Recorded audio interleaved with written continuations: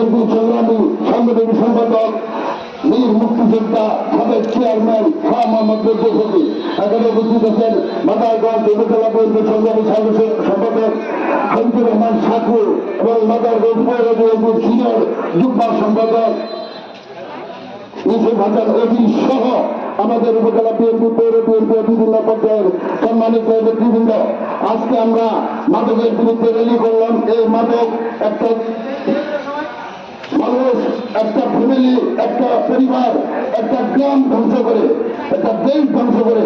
আমাদের 500 কোটি দেশ, আমাদের 500 কোটি দেশ, আমাদের এই বাংলাদেশকে অকার্যকর করার জন্য তারা মাদক আমাদের এই দেশে প্রচার করছে।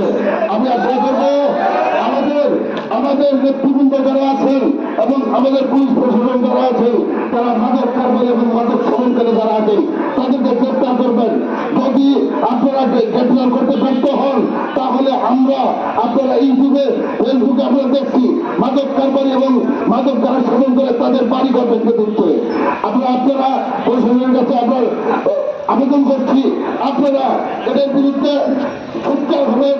আমাদের মাননীয় প্রধানমন্ত্রী মাদকের বিরুদ্ধে বিরোধ করবেন এবং এই মাদককে এই দেশ থেকে ত্যাগ করতে হবে। সাংবাদিক ভাইরা, আমি একটা কথা না বললেই না হয়। বেশ কিছুদিন যাবৎ আমরা 5ই আগস্টের আগে এই দেশে আমরা ছিলাম না, আমরা থাকতে পারি নাই, ফ্যাসিস্ট আওয়ামী লীগ আমাদের থাকতে দেয় নাই। ওই টাইমে মিথ্যা ফ্যামিলির লোকজন এবং জামাত ইসলামীর লোকজন কিছু তারা সমিতি করে, এই সমিতির মাধ্যমে আমাদের এই মাদারগঞ্জ থেকে লক্ষ লক্ষ কোটি, শত শত কোটি টাকা তারা মেরে দিয়ে এই দেশ থেকে তারা চলে যায়। তারপর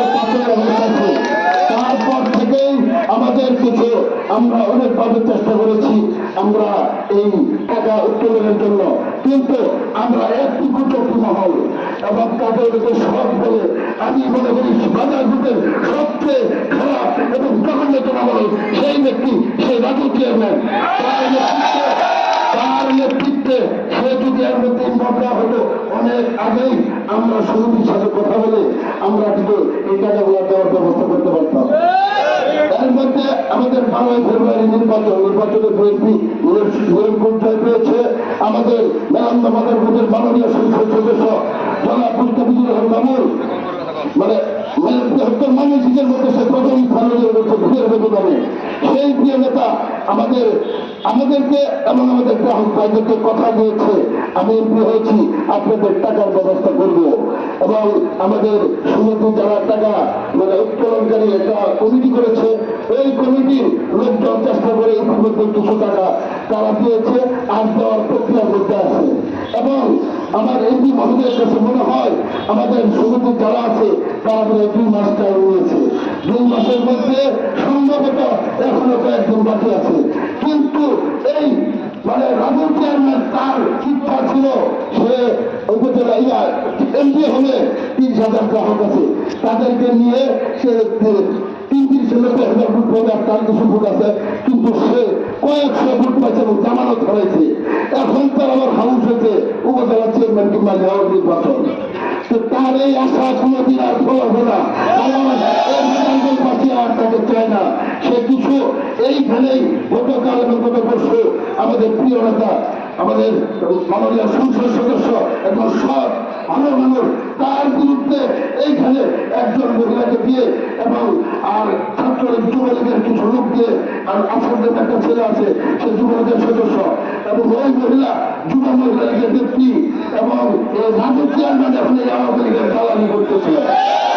আমরা আজকে তাকে হুঁশিয়ার করে দিতে চাই, এই উপজেলা চত্বর, এই প্রশাসন তাদের প্রশাসনিক কাজ করবে।